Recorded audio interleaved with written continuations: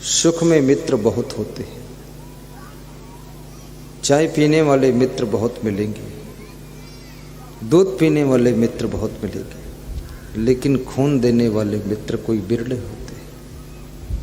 आप जब संकट में होते हो, धीरज धर्म मित्र ये नारी आपतकाल पर रखिए चाहिए।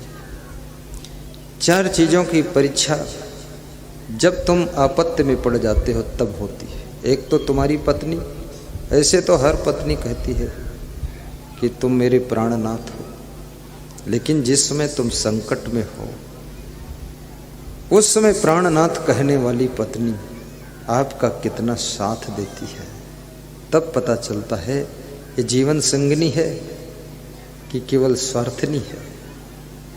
जब पति संकट में, और कितनी पत्नियां तो ऐसी भी होती हैं जो पति को संकट में डाल देती है, संकट में है नहीं तो संकट में डाल देती है।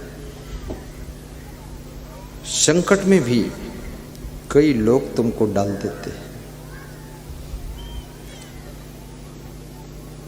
कुछ पत्नियां पतिव्रता धर्म का पालन करती है,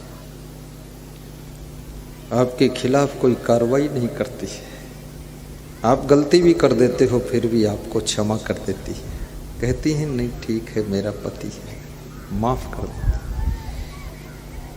और कुछ पत्नियां ऐसी भी होती हैं जो आप गलती ना करें तो भी आपके ऊपर कार्रवाई कर देती है। आप जैसा वह कह रही वैसा कार्य नहीं करोगे तो कार्रवाई हो जाएगी। वो संकट में डालने वाली है। राजा महाराजाओं के यहाँ पहले रानी होती थी, रानी। राजा महाराजा की पत्नी का नाम क्या? रानी। यदि कोई महाराजा है तो उसकी पत्नी महारानी। यदि और ज्यादा बड़ा राजा है तो उसके पास में फिर रानी और महारानी और पटरानी। पटरानी भी रहती थी। पटरानी मतलब जो पर्दे में ही रहती थी, बाहर नहीं निकलती थी। पटरानी, उसको केवल राजा देखता था, कोई देखता नहीं था, वो पटरानी। तो कौन सी रानी? एक तो रानी, फिर महारानी और फिर पटरानी, जो छिप के रहती, आड़ में रहती, पटरानी। लेकिन ये तीन रानियां केवल नहीं होती, और भी रानियां हैं। इसके अलावा किसी किसी को रानी मिलती है, किसी को महारानी मिलती। महारानी का मतलब जिसका महान विचार है, महारानी है। और पटरानी जो मर्यादा के अंदर रहती है, पटरानी। फिर कुछ ऐसी भी रानी है जो कपट रानी, कपट रानी है, जो अपने पति से थोड़ा कपट रखती है, वो कपट रानी। फिर एक पांचवी रानी है, वो है अटपट रानी। उसका सब काम अटपटा है, ओट पटांग है। अटपट रानी, कितने लोगों को तो अटपट रानी मिली। और फिर एक छठी होती है वो खटपट रानी, जो सुबह से शाम तक खटपट मचाए रहे, झगड़ा करती रहे, वो खटपट रानी।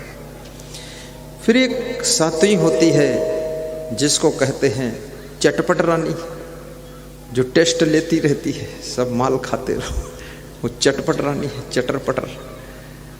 फिर आठवीं है वो है झटपट रानी, जो फटाफट सब काम करती है, दौड़ दौड़ करके, वो झटपट रानी है। और फिर एक 9 नंबर की रानी होती है, उसका नाम है लंपट रानी। लंपट रानी। अब तुम्हारे भाग्य में किस प्रकार की रानी तुमको मिली है, ये हिसाब तुम लगाना। और कितनों को मिली है रानी के बजाय है रानी, तो रात दिन हैरानी में पड़े हुए। यदि आपका भाग्य है, पुण्य है, तो आपको महारानी मिल जाएगी। ऐसा नहीं कि खाली राजमहलों में महारानी होती है, गरीब के घर में भी जो महान स्त्री है, जो पूरे घर का ख्याल रखती है और महान कार्यों में प्रवृत्त होती है, वो महारानी होती है। और ऐसी महारानी जिसके घर में है, वह घर मंदिर की तरह हो जाता है। उस घर के लोग देवी देवता की तरह प्रभावशाली हो जाते हैं, और उस घर में सदैव सुख शांति और समृद्धि रहती है। वहाँ कभी दरिद्र नहीं आता है, जिस घर में कोई महान देवी आ जाती है।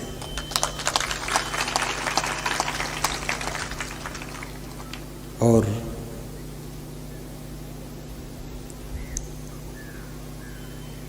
पापों से जो दूर करे, आपत्ति काल में मदद करे, दुख के समय जो साथ दे, धीरज धर्म मित्र और नारी, आपत काल पर रखिए चाहिए। आपके पास में कितना धैर्य है, इसकी परीक्षा भी दुख के समय होती है। प्राय लोगों का धैर्य जब दुख में पड़ जाते हैं तो टूटने लग जाता है धैर्य। और धैर्य, ये धीरज तुम्हारा परम मित्र है। शास्त्रों में लिखा है कि जिस समय सब लोग तुम्हारा साथ छोड़ देते हैं, लेकिन यदि तुम्हारे पास में धीरज है तो धीरे धीरे तुम फिर सफलता की ओर जाते हो। महाराणा प्रताप जब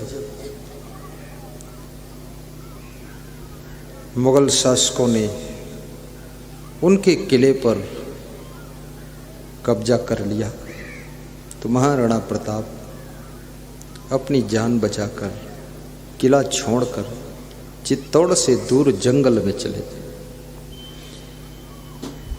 किला छूट गया, खजाना छूट गया, सेना छूट गई।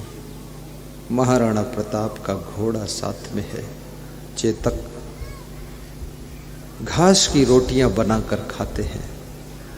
सब छूट गया है लेकिन धैर्य नहीं छूटा है।